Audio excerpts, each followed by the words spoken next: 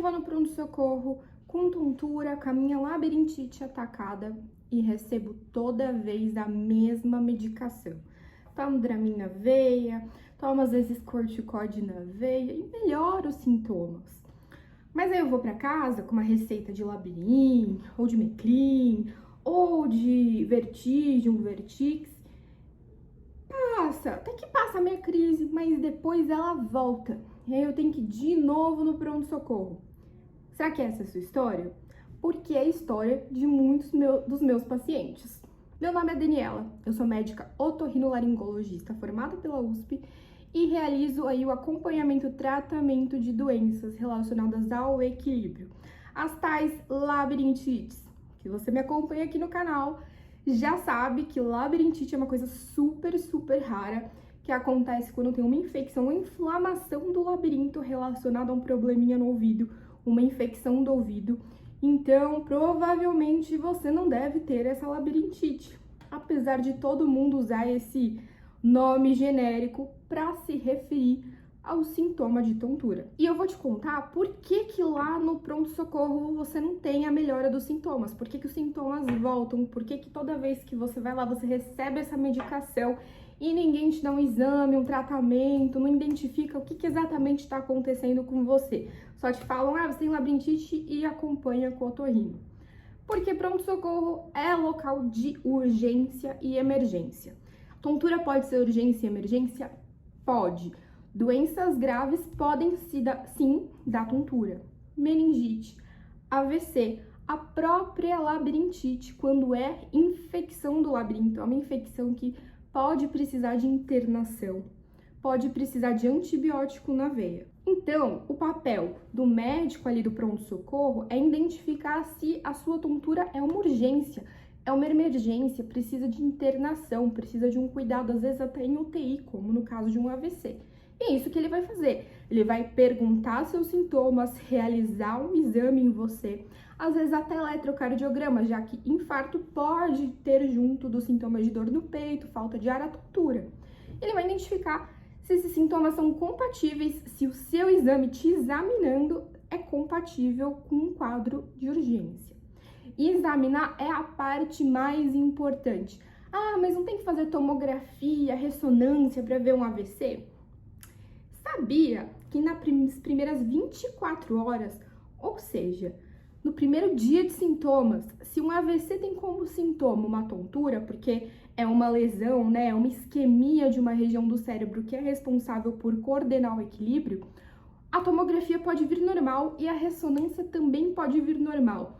O exame mais preciso para isso é o exame que a gente faz no paciente no consultório, é examinar ele, examinar como estão os reflexos e a avaliação neurológica. Então, nem sempre o médico vai pedir uma tomografia ou uma ressonância. Isso depende aí dos seus exames. E ele te dá Dramin na veia, lá no pronto-socorro, para melhorar o seu sintoma, para você não sair tonto, obviamente, não sair com muito sintoma, porque o Dramin é um sedativo do sistema do equilíbrio. Sedativo de sedar. Ele vai lá e pega, por exemplo, você tem o sistema do equilíbrio do lado direito e o sistema do lado esquerdo. Quando eu digo sistema do equilíbrio, eu tô falando de labirinto, nervo que conecta o labirinto até todas as regiões do cérebro e todas as regiões do cérebro, porque essa parte de equilíbrio vai passando por várias áreas do cérebro. Na hora que ele dá o Dramin vai lá e pega, por exemplo, se você tem uma neurite, que é uma inflamação do nervo, no nervo direito. Seu nervo direito, seu sistema de equilíbrio tá funcionando super mal e o seu equilíbrio esquerdo tá funcionando bem, tem essa diferença de funcionamento. Quando tem essa diferença, o sintoma que a pessoa sente é a vertigem, ou seja, sensação de movimento, sensação de que tudo tá rodando. E aí o Dramin faz o quê? Deixa os dois ruins. Os dois não estão funcionando muito bem. Ele ceda, faz dormir. E isso diminui a diferença e melhora a sensação de tontura, a sensação de rodar. É por isso que a gente faz um Dramin, um Vertix, Estugeron, que é a cinarizina, Vertigem.